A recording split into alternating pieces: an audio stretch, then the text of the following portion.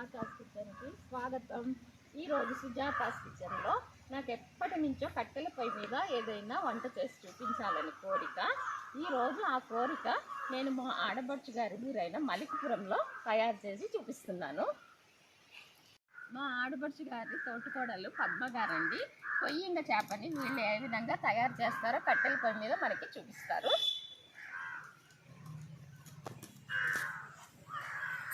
కొయ్యింగ చేపని క్లీన్ చేస్తున్నారండి. ఇదంతా వేసాక మళ్ళీ రాయి మీద రుద్దుతారు కదండి. ఫ్రెష్ చేప.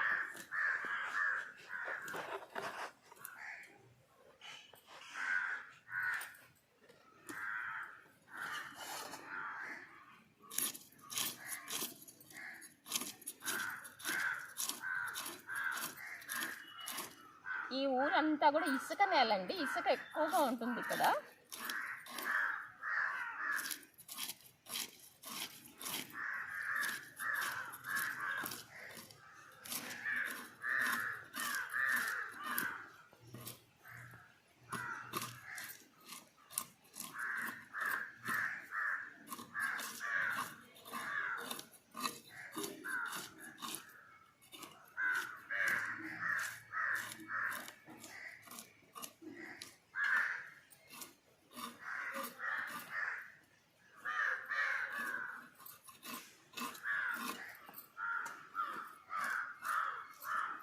మాకు సిటీలో అంతా క్లీన్ చేసి తెచ్చుకుంటాం. మీరు చక్కగా జాగ్రత్తగా క్లీన్ చేస్తారు ఇక్కడ.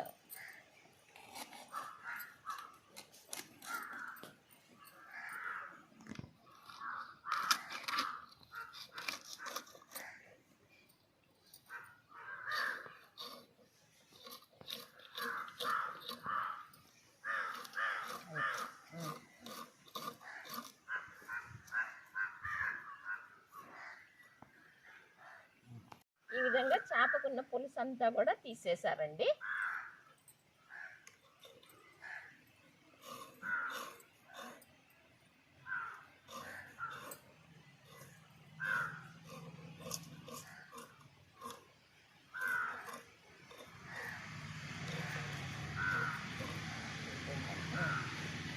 చేశాక చేపని ఈ విధంగా ఒక రాయి మీద, గరుకుగా ఉన్న రాయి మీద కళ్ళు వేసి రుద్దుతారండి. దీనివలన మనకి ఆ పులుసు పోతుంది, దీనిలో నీసు వాసన కూడా పోయి చేప ముక్కలు చాలా బాగుంటాయి.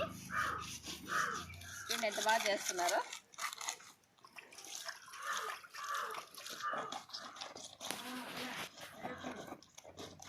ఈ విధంగా చేయడం వల్ల నీసు వాసన అంతా పోతుంది. బాగా ప్రాక్టీస్ మీకు.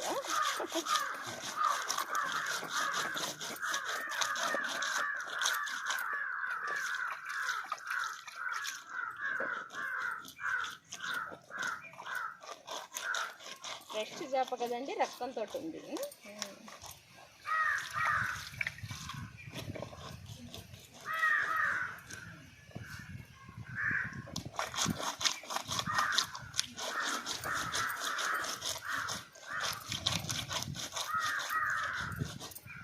క్లీన్ అయిపోయింది.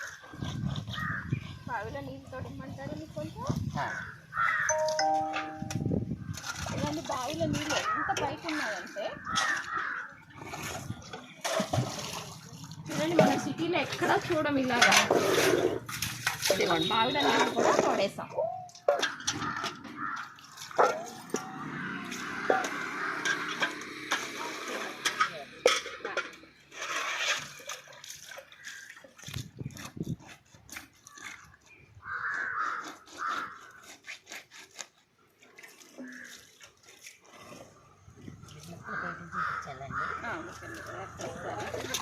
మాకంతా కట్టితోటి చేసేస్తున్నారు కదా సిటీస్లో.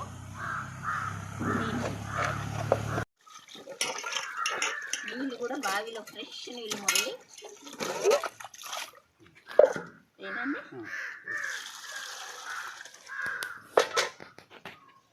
ఫస్ట్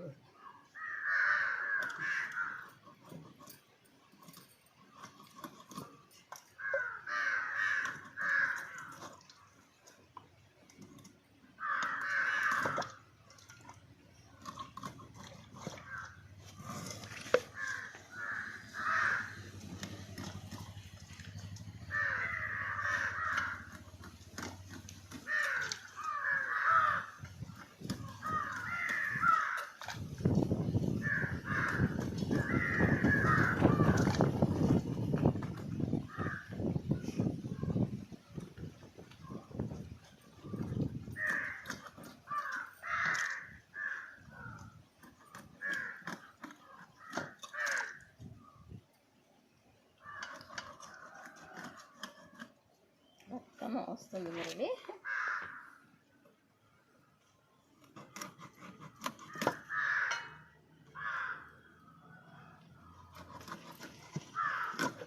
ఇది చెరువు చేప, ఏం చేప అంటారండి? కొయ్యింగ. కొయ్యింగ చెరువు అంటారా? చెరువుది కదా, గోదావరి చేప. గోదావరి చేప చాలా రుచిగా ఉంటుందండి కొయ్యింగ.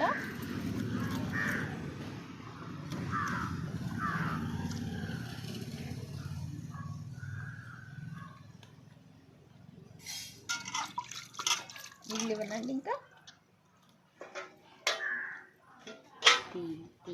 బాగుంటుంది.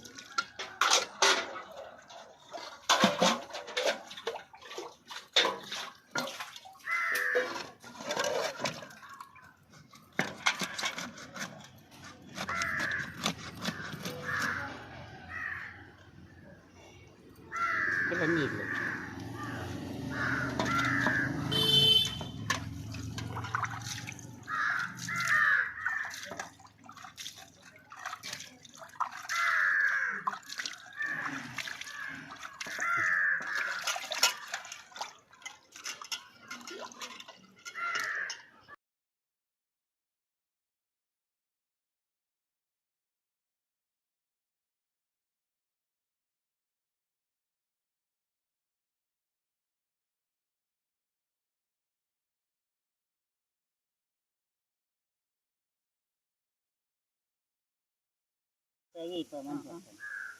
ఇదిగోండి చేపల కూర చాలా మటుకు రెడీ అయింది. ఇది ఏ విధంగా తయారు చేశారనేది నేను ఇప్పుడు చెప్తానండి. ఒక పెద్ద ఉల్లిపాయలు 2 పేస్ట్ చేసుకున్నారు. నూనె బాగా వేడెక్కిన తర్వాత ఆ పేస్ట్ వేసి కొద్దిసేపు వేయించారు. తర్వాత ఒక 6 పచ్చిమిరపకాయలు వేశారు. అది వేగిన తర్వాత కొంచెం అల్లం వెల్లుల్లి పేస్ట్ 1 స్పూనున్నర వేసి వేయించారండి. తర్వాత దానిలోనికి కొద్దిగా నువ్వులు, 1 స్పూను నువ్వులు, 1 స్పూను గసగసాలు, ఒక 2-3 స్పూన్ల ధనియాల పొడి వేశారండి. అందులోకి కొంచెం దోసకాయ గింజలు, కొంచెం దాల్చిన చెక్క, లవంగాలు, యాలకులు ఇవన్నీ కూడా పొడి చేసి దాంట్లో వేశారు. ఆ పొడి అంతా వేగిన తర్వాత దాంట్లోకి నీళ్లు వేశారండి, చేప ముక్క ఉడకడానికి సరిపడగా. ఆ నీళ్లు మరుగుతున్నప్పుడు చేప ముక్కలు అందులో వేసేసారు. కారం, ఉప్పు, పసుపు అన్నీ కూడా వేసిన తర్వాత నీళ్లు వేశారు. నీళ్లు వేసిన తర్వాత చేప ముక్కలు వేశారు. ఈ చేప ముక్కలు కొంచెం సేపు మంటను ఎక్కువగా పెట్టి ఉడికించారండి. ఇప్పుడు మంటను తగ్గించి దాని మీద మూత పెట్టి ఉడికిస్తారు. అంతేనంటారా? ఈ దాంట్లో కొంచెం మంట ఎక్కువలోనే ఉడికించారు.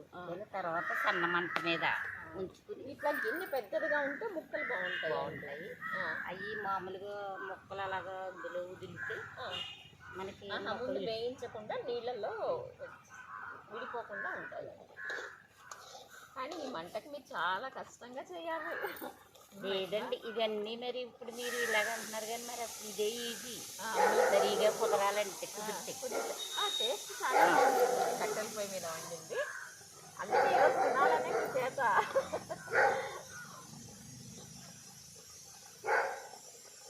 ఈ విధంగా చూపించడం నాకు చాలా హ్యాపీగా ఉంది. కట్టెల పొయ్యి మీద మన తోటలో అంత సంతోషంగా ఉంది.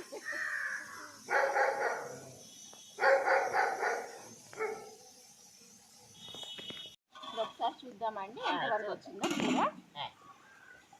అంటే గరిటతో కలపరండి, ఇలా ఇలా కట్ట పెట్టి మీరు అడుగు అంటుకోకుండా ముక్కలు కూడా విడిపోకుండా ఉంటాయి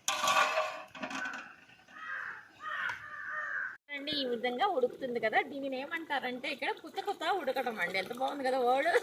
ఇప్పుడు కరివేపాకు వేస్తున్నారు. ఇంకా కొద్దిసేపు ఉడికితే సరిపోతుందండి.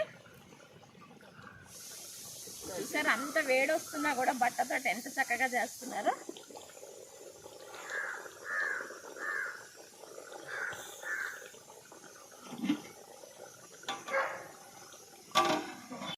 అయిపోయిందండి గుజ్జుగా. అదే అదే కలర్ ఎంత బాగుంది మురళి.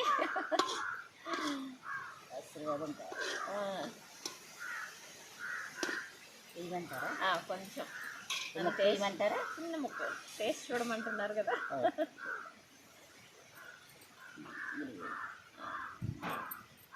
మురళి నేనే ఫస్ట్ టేస్ట్ చూస్తున్నా.